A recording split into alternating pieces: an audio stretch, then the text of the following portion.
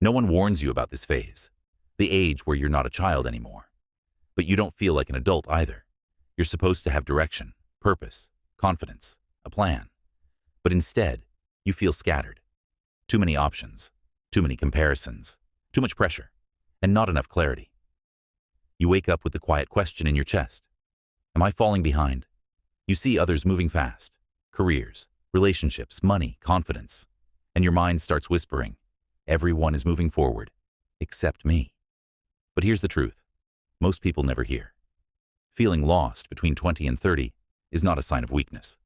It's a sign that your old identity has expired. Your teenage identity was simple. Go to school, follow rules, do what you're told. Now you're in the decade where no one gives you a script. You must design your own. And the brain hates uncertainty. It wants certainty, safety, familiar structure. So when life becomes open-ended, the mind translates freedom as danger. That's why anxiety rises, overthinking increases, motivation drops, comparison intensifies, not because you're broken, because your nervous system is searching for a new identity. This lost feeling is not the problem. It's the transition. The question is not, why am I lost? The real question is, what system will I build to replace the one I outgrew? The fastest way to lose your own path is to stare at everyone else's. Between 20 and 30, your brain becomes hyper-aware of timelines. Who graduated first? Who got a job first? Who moved out first? Who started a business? Who is winning? Social media turns life into a scoreboard. And when your mind starts measuring progress with other people's milestones, you stop listening to your own internal compass. Neuroscience shows that constant comparison activates the threat system of the brain.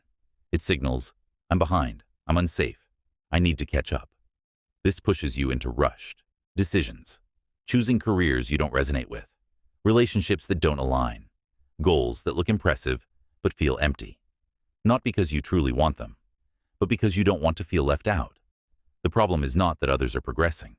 The problem is that you're using their timeline to judge your direction. And direction is not about speed. It's about alignment.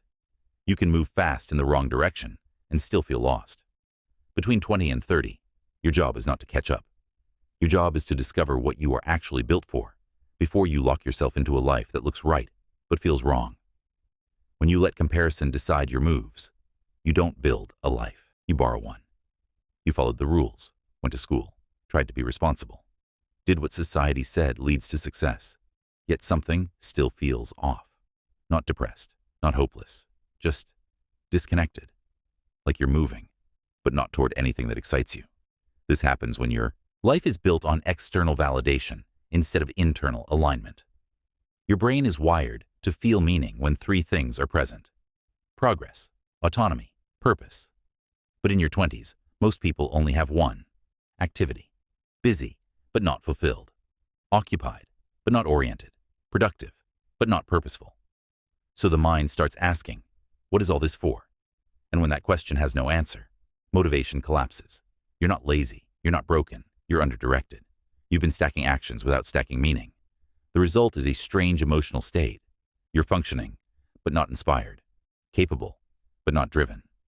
This is the moment your nervous system is telling you, stop chasing motion, start chasing direction. When you feel lost, the solution is not to panic and grab the first path that looks successful. The solution is to reset your internal compass, not your resume, not your image, not your speed, your direction. A real reset starts with 3 decisions. First, you stop trying to look like you have life figured out. Clarity comes from honesty, not performance. Second, you reduce noise. Less scrolling, less comparison, less external opinions, more silence, more reflection, more time with your own thoughts. Third, you define a personal standard, not a social one. Not, what should I be by 25 or 30? But, what kind of man or woman do I refuse to become? Direction becomes clear when you decide what you won't tolerate in yourself anymore. Laziness, distraction, drifting, living without intention. From there, the path starts forming naturally. You build one routine, one discipline, one skill, one daily promise to yourself. Not to become rich, not to become famous, not to impress, but to become stable, focused, and internally strong. Because once your mind is stable, once your habits are consistent, once your self-respect returns, being lost disappears. Not because you suddenly have all the Answers, but because you finally trust yourself to find them.